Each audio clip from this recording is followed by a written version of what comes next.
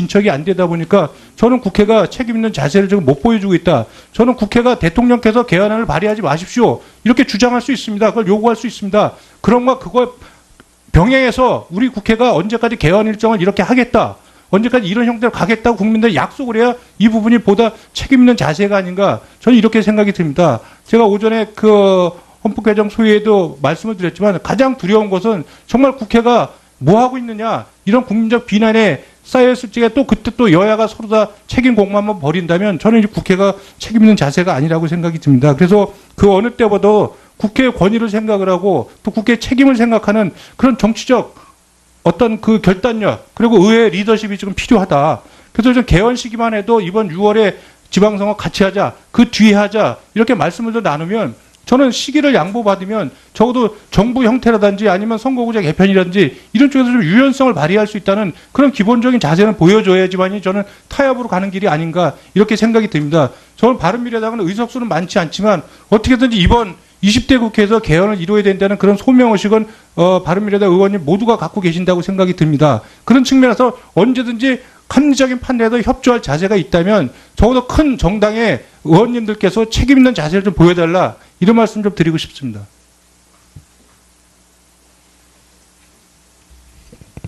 이태규 의원님 수고 많으셨습니다. 다음 김경엽 의원님 발언하시고.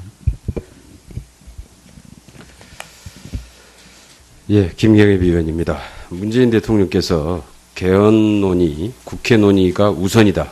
그리고 국회 합의를 가장 먼저 존중을 하겠다. 수차례 강조를 해왔습니다. 그런데 지난 1년 동안 집중적으로 논의를 했고 지금 1년 3개월째 논의를 하고 있습니다. 하던 얘기 계속 되풀이하면서 더 이상 국회에서는 진도를 나가지 못하고 있습니다. 원인은 6월 지방선거 동시개헌을 자유한국당이 반대하고 있기 때문입니다. 이후로 연기하자라는 자유한국당 주장 때문에 개헌 대안도 내놓지 않고 반대만 계속하고 있는 것입니다. 국회에서는 논의 대안도 내놓지 않고 논의도 진척을 안 시키고 그리고 대통령이 발의하겠다 하면은 그것도 하지 말라고 못하게 막고 결국은 뭡니까? 지방선거 전까지 개헌 안 하겠다. 바로 이거 아닙니까? 적어도 6월 지방선거까지 개헌하지 않겠다. 이후에 그럼 어떻게 될 거냐? 이번에 지방선거 때의 개헌은 작년 대선 때의 여야 5당의 대선 후보의 공통 공약입니다. 대국민 약속입니다. 이 부분을 지키지 않으면은 납득할 만한 이유를 제시하고 대국민 사과를 해야 합니다. 지금도 민생, 경제, 남북대화, 외교안보, 국정현안 쌓여 있습니다. 언제까지 개헌 문제 가지고 질질 끌면서 국정 블랙홀이라고 하는 개헌을 가지고 국정 발목 잡기나 한다는 비난을 국회가 듣게 될 것입니다. 이번 지방선거까지 개헌을 하지 못하면 20대 국회는 개헌 능력이 없다라고 국민들은 판단할 것입니다. 이번 지방선거 때까지 개헌을 하지 못하면 국민들로부터 국회는 비난의 대상이 될 것이고 저는 개헌 여론은 대단히 악화될 것이다 라고 예상합니다. 20대 국회에서 개헌은 거의 물 건너가게 된다. 즉 이런 상황으로 봤을 때 지금 개헌 논의를 진척 안 시키고 대통령 발의도 못하게 막는 것은 곧 개헌을 안 하겠다. 결과적으로 개헌을 무산시키겠다라는 그런 의지로 볼 수밖에 없습니다. 개헌 내용에 대해서도 그렇습니다. 작년 대선 때 이미 대선 후보들이 다 이 개헌 안도 대강의 중요한 안들을 다 공약을 했습니다. 홍준표 당시의 대선 후보, 영장 청구권 문제, 그 다음에 5.18 정신, 5.18 의거는 대한민국의 민주주의 성숙의 과정이었다. 반대할 이유가 없으며 개헌 시 협의해보겠다. 이랬습니다. 그리고 정부 형태와 관련해서 4년 중임 분권형 대통령제가 바람직하다. 국회 양원제 도입해서 갈등을 완화시켜야 된다. 행정수도 이전에 대한 조항 헌법에 넣어서 명문화시키겠다. 작년에 이미 대선 공약에서 다 했고 약속했던 것을 지금에 와서 아무런 대안 없이 이렇게 반대만 계속하고 있으면은 개헌 논의가 어떻게 진행이 됩니까? 오늘 말이죠. 오늘 말이죠. 지금은 이제 세부 조율 거쳐서 조문화 작업에 들어가야 됩니다. 이미 개헌은 카운트다운 시작됐습니다. 6월 지방선거까지 개헌하지 못하면은 정말 그 부분에 대해서 국회는 대국민 사과를 해야 되고 부끄럽게 생각을 해야 합니다. 그렇지 않으면은 지금이라도 신속하게 논의 진행시켜서 어떻게 하든지 지방선거 때까지 개헌을 무산시키겠다고 하는 이 작전을 처리하지 않는 한 더 이상의 저는 이 개헌특위에서 개헌 논의는 진척되기 어려울 것이다 이렇게 판단합니다. 다시 한번 이 개헌 논의와 관련돼서 좀 더 진정성 있고 좀 더 적극적인 자세, 정말 국민들이 보기에 이번 개헌이 되는구나 라는 생각이 들 수 있도록 우리 자유한국당에서 적극적인 모습을 보여주시기를 바라겠습니다. 이상입니다.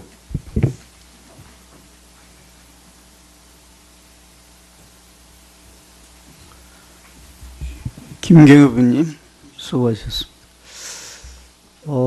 지난번에 이제 우리가 논의 과정에서 좀 쟁점이 됐던 것 중에 하나가 총리의 그 국회 추천 제도인데, 그 뒤에 이제 제가 뭐 자료도 보고 여러분들 말씀하시는 걸 들어보니 추천이라는 게 방법이 딱 한 가지만 있는 게 아니고 누가 어떻게 추천할 것이냐, 그다음 그 방법은 어떤 거냐, 등등에 대한 상당히 다양한 논의가 있었던 걸로 보입니다. 누가 이 부분에 대해서 잠깐 좀 설명이 가능하신 분이 있으면 설명을 좀 한번 해주시면 좋겠습니다. 김종민 의원께서 하시겠습니다. 김종민입니다. 네. 아까 이종구 의원님이 나가셔가지고 제가 지금 그 말씀을 좀 드리려다가 못 들었는데, 저 이종구 의원님께서 이제 개헌안에 대해서 아까 쭉 말씀하신 내용이 상당히 전향 내지는 합의지향적으로 고민을 하신 거라고 저는 생각이 듭니다. 그래서 우리 국회 논의가 접점을 찾아나가는데 좀 기여하는 그런 메시지라고 생각은 드는데요. 다 좋은데, 물론 뭐 그게 다 제가 동의한다는 말씀은 아니고, 그 중에서 한 가지 정도는 아까 최인원 의원님이 지적을 하셨지만 좀 분명히 해야 될 게, 대통령을 직선으로 뽑아서 대통령에게 국정 책임을 맡기는 제도는 유지하자. 그러나 총리를 국회에서 선출하자. 이렇게 양립하기 어려운 두 가지 제안을 같이 하셨어요. 그래서 저는 이 두 가지 제안이 뭐가 좋고 나쁘고를 떠나서 두 가지가 양립하기는 어렵다. 둘 중 하나 선택을 해줘야 됩니다. 대통령 직선으로 대통령 책임하에 국정 운영, 즉 대통령 정부제를 채택하려면 집행부의 책임자, 즉 내각이죠. 내각의 인사권을 대통령한테 줘야 그게 대통령 정부입니다. 만약에 총리를 의회에 선출을 해서 총리로 하여금 국무위원들을 제청하게 해서 내각을 구성하도록 한다면 그 총리를 선출한 의회가 정부 구성의 주도권을 갖고 있으므로 이거는 용어상 의회 정부제라고 부르는 게 마땅하죠. 그래서 저는 뭐가 옳고 그르고를 떠나서 일단 대통령 정부제를 채택하겠다고 한다면 총리와 내각의 구성의 본질적 권한은 대통령에게 있되 국회가 어떻게 협력할 것인가를 우리가 연구해서 안을 만드는 방향이 맞겠다 하는 것이고요. 그렇게 본다면 선출은 아닙니다. 선출은 인사권에 해당되는 거기 때문에 선출을 한다면 의회 정부제이고 뭐 그렇게 주장하셔도 됩니다. 저도 궁극적으로 의회 정부제가 민주적인 제도라고 보기 때문에 빠른 시일 내에 의회 정부제로 그 대한민국이 발전해 나가는 게 헌정개혁의 바른 방향이라고 보지만 현재로서는 어렵다고 보고 대통령 정부제를 유지해야 되고, 그렇다면 총리를 선출하는 것은 아니고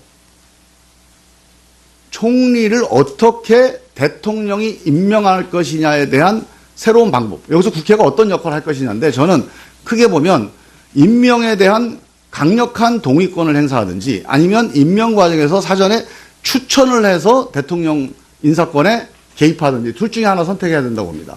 그리고 아까 우리 존경하는 김재경 의원님께서 말씀 주셨듯이 이 임명 동의를 할 것이냐 아니면 추천할 것이냐도 되게 다양합니다. 현재처럼 의결 과반수로 임명 동의라는 방식이 있고 아예 제적 과반수로 동의권을 좀 높이는 방식이 있습니다. 그 다음에 또 하나는 추천의 방식도요. 단수로 국회에서 과반수 추천을 하는 방식이 있겠고, 아니면 또 제가 여러 번 말씀을 드렸지만 여야 동수로 국무총리 추천위원회를 구성을 해서 이 추천위원회에서 단수, 합의되면 단수, 합의가 안 되면 복수로 대통령이 추천해서 대통령의 최종적인 인사권을 존중하는 이런 식의 방식도 가능하겠고요. 그동안에 최인호 의원님이 여러 번 강조하셨지만 헌법에 규정하지 말고 추천을 하되 여당이 추천권을 행사해서 여당이 야당과 합의를 하거나 협의를 함으로 해서 국회의 중론을 모아서 대통령이 추천하는 방식으로 가자. 근데 이거는 헌법에다가 여당이 추천한다. 그러니까 대통령 소속 정당이 추천한다. 이게 좀 헌법의 체계에 안 맞으니 이건 정치적인 합의로 헌법에 준하는 그런 정치적 합의로 이번 개헌에 반영을 시키자. 뭐 이런 안도 있을 수 있겠고요. 진척이 안 되다 보니까 저는 국회가 책임 있는 자세를 지금 못 보여주고 있다. 저는 국회가 대통령께서 개헌안을 발의하지 마십시오. 이렇게 주장할 수 있습니다. 그걸 요구할 수 있습니다. 그런가 그거 병행해서 우리 국회가 언제까지 개헌 일정을 이렇게 하겠다. 언제까지 이런 형태로 가겠다고 국민들 약속을 해야 이 부분이 보다 책임 있는 자세가 아닌가. 저는 이렇게 생각이 듭니다. 제가 오전에 헌법 개정 소위에도 말씀을 드렸지만 가장 두려운 것은 정말 국회가 뭐 하고 있느냐 이런 국민적 비난에 쌓여있을 적에 또 그때 또 여야가 서로 다 책임 공방만 벌인다면 저는 이제 국회가 책임 있는 자세가 아니라고 생각이 듭니다. 그래서 그 어느 때보다도 국회의 권위를 생각을 하고 또 국회의 책임을 생각하는 그런 정치적 어떤 그 결단력 그리고 의회 리더십이 지금 필요하다. 이유를 제시하고 대국민 사과를 해야 합니다. 지금도 민생, 경제, 남북대화, 외교안보, 국정현안 쌓여 있습니다. 언제까지 개헌 문제 가지고 질질 끌면서 국정 블랙홀이라고 하는 개헌을 가지고 국정 발목 잡기나 한다는 비난을 국회가 듣게 될 것입니다.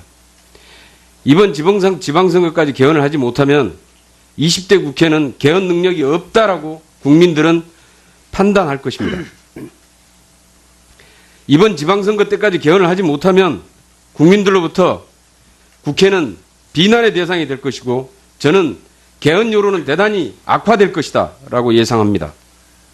20대 국회에서 개헌은 거의 그래서 저 개헌 시기만 해도 이번 6월에 지방선거 같이 하자, 그 뒤에 하자 이렇게 말씀을 더 나누면 저는 시기를 양보받으면 적어도 정부 형태라든지 아니면 선거구제 개편이라든지 이런 쪽에서 좀 유연성을 발휘할 수 있다는 그런 기본적인 자세는 보여줘야지만이 저는 타협으로 가는 길이 아닌가 이렇게 생각이 듭니다. 저는 바른미래당은 의석수는 많지 않지만 어떻게든지 이번 20대 국회에서 개헌을 이루어야 된다는 그런 소명의식은 바른미래당 의원님 모두가 갖고 계신다고 생각이 듭니다. 그런 측면에서 언제든지 합리적인 판단에도 협조할 자세가 있다면 적어도 큰 정당의 의원님들께서 책임 있는 자세를 좀 보여달라 이런 말씀 좀 드리고 싶습니다.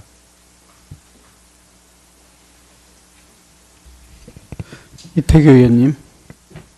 있는 것입니다. 국회에서는 대안도 내놓지 않고 논의도 진척을 안 시키고 그리고 대통령이 발의하겠다 하면은 그것도 하지 말라고 못하게 막고 결국은 뭡니까? 지방선거 전까지 개헌 안 하겠다.